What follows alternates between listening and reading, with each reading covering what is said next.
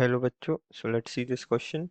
The question says 6.24 gram of ethanol are vaporized by supplying 5.89 kilojoule of heat energy.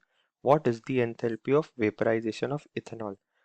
From the given data हमें vaporization of ethanol की enthalpy निकालनी है. आइए solution start करते हैं with our key concept. This question is from the chapter thermodynamics and thermochemistry. हमारा सब concept रहेगा thermochemistry एंड की कॉन्सेप्ट हमारा यहाँ है वेपराइजेशन ऑफ इथेनॉल. हमें समझना है कि जो पूछा है उसका क्या मतलब है. So vaporisation of ethanol. Now ethanol का फॉर्मूला सीधे सीधे C2H5OH. हमें वेपराइजेशन का मतलब होता है कि वेपर में कन्वर्ट करना from liquid state. So vapour ethanol liquid to ethanol gas.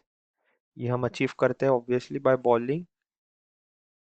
Now हमें क्वेश्चन में गिवन है कि 6.24 gram of ethanol is vaporised by using 5.89 kilo joule of heat energy. तो हमें बताना है एंथैल्पी ऑफ वेपराइजेशन. सो हम एंथैल्पी ऑफ वेपराइजेशन की डेफिनेशन बता देते हैं. एंथैल्पी ऑफ वेपराइजेशन, इसका मतलब ये होता है कि हीट एनर्जी या amount of heat energy which is required for वेपराइजिंग 1 mole of a liquid into its vapour. यानी हम 1 मोल लेते हैं. सो हमें 1 मोल लेना है.